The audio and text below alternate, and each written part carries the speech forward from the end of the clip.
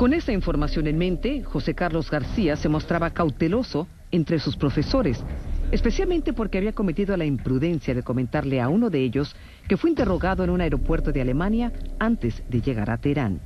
Desde el momento en que yo llegué y les conté eso, fue cuando él me empezó a decir que yo era un espía. Me revisó rápido lo que era mi ropa para saber si yo en los botones no traía cámaras o algún micrófono escondido.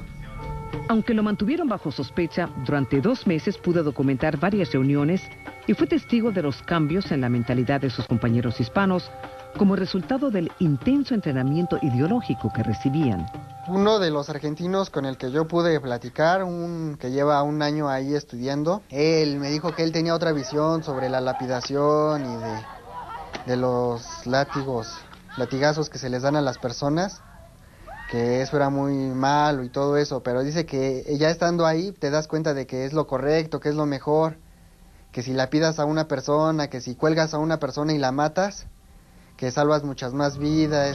A pesar del cuidado que tuvo para que no lo descubrieran, al final del curso 2 oficiales revisaron su habitación, encontraron sus equipos y se los decomisaron. Uno de los 2 que iba conmigo se enojó mucho. Lo único que dijo es: llevémonos todo lo que tenemos ahorita y mañana venimos por ti a las 10 de la mañana. Tienes que tener tus maletas listas para ya irnos porque te vamos a llevar a otro lado.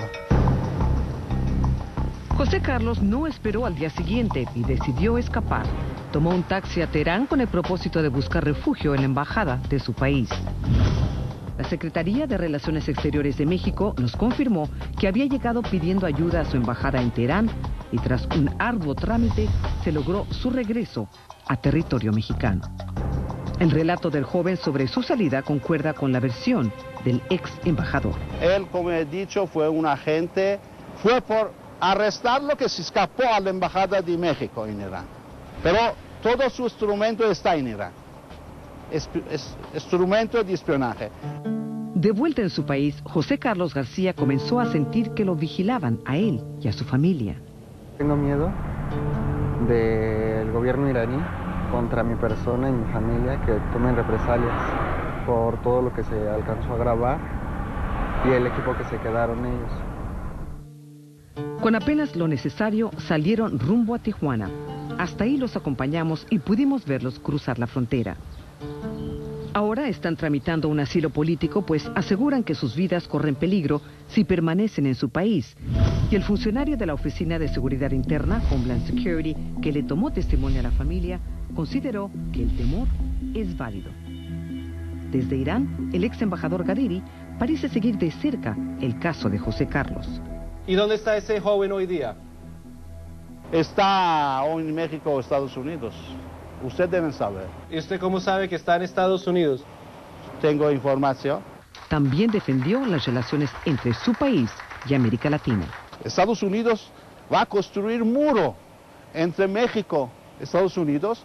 Nosotros, nuestra política es puente entre Irán y América Latina. Gadiri comparte con Rabbani la idea de que Irán es objeto de una campaña internacional de desprestigio y persecución. Hay una campaña contra la República Islámica de Irán. ¿Cuál es la ventaja de esta campaña? ¿Para qué una campaña así? ¿Por qué esta campaña hay? Porque Irán, de todos modos, es un país independiente y hay muchos beneficios en camino, beneficios de petróleo, beneficios de dinero. Ambas figuras iraníes alegan que en los casos en que han sido involucrados se manipuló la información. Gadiri con referencia al plan de ataque cibernético. Toda esta es una falsificación de Estados Unidos. Y Rabbani sobre el letal atentado en Argentina. Es una mentira total porque ellos pueden armar fotos y decir estas cosas, ¿no?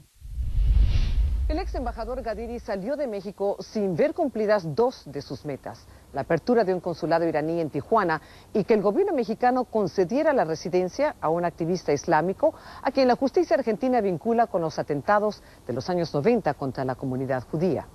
Más adelante les mostramos cómo se extiende la influencia del profesor Mohsen Rabbani en nuestro continente. Los videos nunca antes vistos de un plan terrorista contra el aeropuerto John F. Kennedy de Nueva York, que pudo tener un alcance comparable al ataque del 11 de septiembre.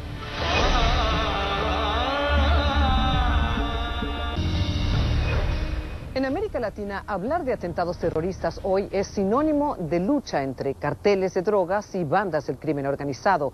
Pero hace casi 20 años, nuestro continente sufrió ataques atribuidos a Irán. Y aunque es obvio que no todos los musulmanes o fieles del Islam apoyan acciones terroristas, sí hay grupos radicales que son una amenaza latente a nivel global. Varios analistas advierten que en ese panorama, Irán es una pieza fundamental.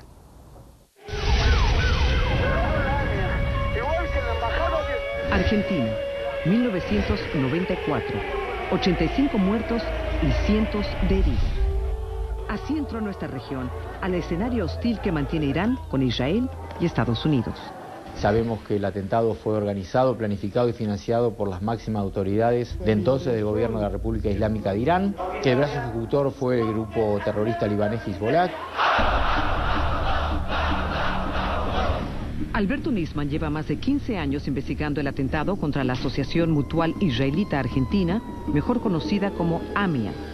Él dice que el motivo del ataque fue la suspensión de Argentina de un convenio nuclear con Irán e identifica al clérigo iraní Mohsen Rabbani como una persona clave en la planificación y ejecución del ataque.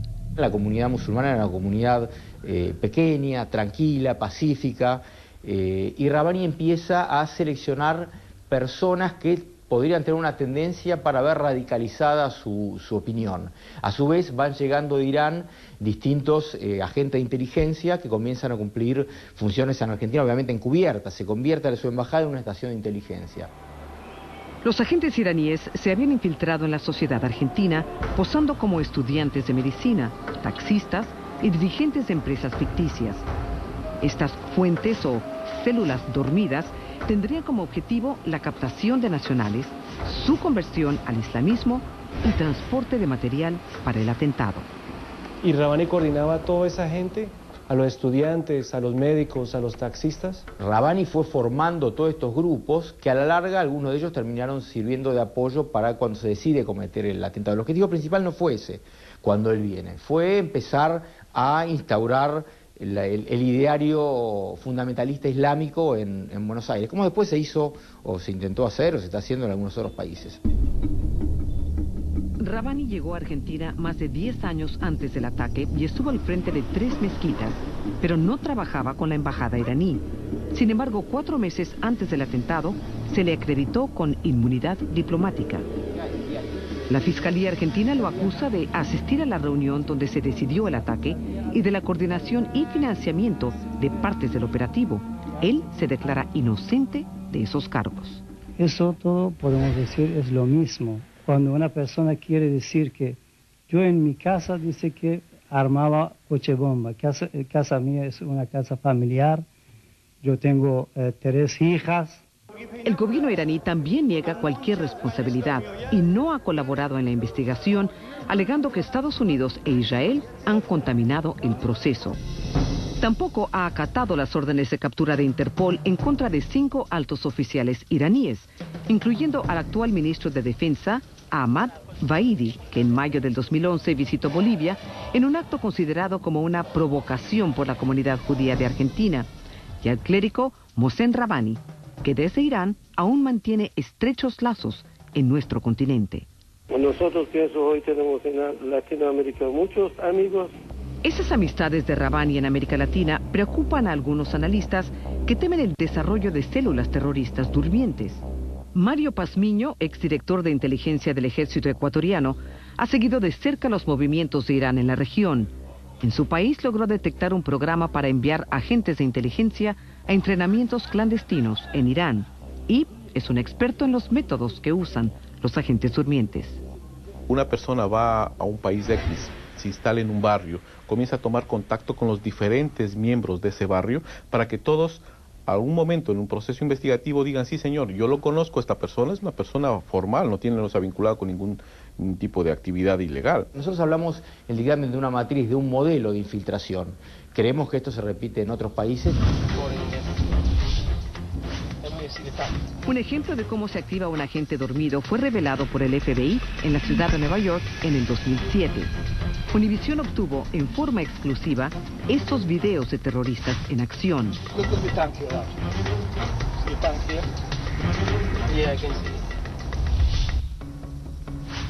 Russell de Freitas, un ex empleado del aeropuerto John F. Kennedy, quería volar los tanques de combustible y una red de 40 millas de gasoductos subterráneos entre los estados de Nueva York y Nueva Jersey para generar una explosión masiva. La explosión habría resultado en una tragedia con un saldo de muertos difícil de calcular. Al menos de Freitas pensaba que causaría estragos comparables a los del World Trade Center. De Freitas y un colega grabaron videos de los tanques con el propósito de convencer a un posible patrocinador del golpe.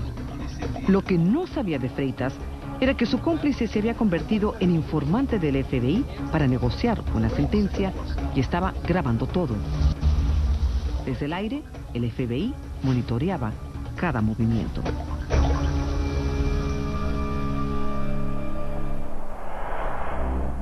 Los hombres viajaron a Trinidad y Guyana para buscar a alguien que los pudiera apoyar con fondos y entrenamiento. Durante la investigación nuevamente surgió el nombre de Rabbani, como lo confirma Matthew Levitt, un especialista en terrorismo y testigo de la fiscalía en el caso. Ubicaron a un extremista chiita que les dijo que podía contactarlos con alguien llamado Moshe Rabbani, que podría ayudarlos. Las autoridades americanas y argentinas están muy interesadas y preocupadas con esta información. La idea de presentar el plan en Irán fue de Abdul Qadir, un ex parlamentario de Guyana que mandó a sus hijos en los años 80 a Argentina para estudiar con Rabbani. Una fuente del Departamento de Justicia declaró a Univisión que Qadir trabajaba como espía para el gobierno de Irán, enviando reportes frecuentes a la embajada de ese país en Venezuela. Qadir buscó el apoyo de Karim Ibrahim, un líder chiita en Trinidad. En esta conversación se escucha cuando De Freitas y el informante que posaba como cómplice le explican el plan. So, Sheikh Ibrahim, what do you think about this? They say it's worse than the World Trade Center. Un mes después de esta conversación, Abdul Qadir abordó un avión desde Guyana rumbo a Irán con escala en Venezuela. Tiene planes a viajar por ese mismo vuelo con Viasa a Irán para realizar un encuentro con Mohsen Rabbani. Él tiene un papel clave en todo eso. Just goes to show that we live in a very dangerous world. Preocupados de que la operación tomara una dinámica letal, el FBI y el Departamento de Justicia decidieron arrestarlo.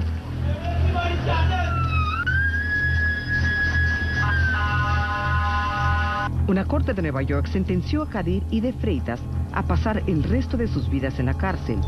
A Ibrahim lo declaró culpable y lo sentenciará en enero de 2012. Matthew Levitt opina que el hecho de que los acusados intentaran contactar a Rabbani demuestra la influencia que todavía ejerce en la región. Es un modus operandi establecido por la inteligencia iraní de trabajar a través de centros y agregados culturales. El propio Mohsen Rabbani ha realizado ambas funciones, por lo que no sería sorpresa si estuviese de alguna manera involucrado en los asuntos de Irán en Sudamérica. Sus contactos y el tiempo que lleva cubriendo ese territorio son extensos.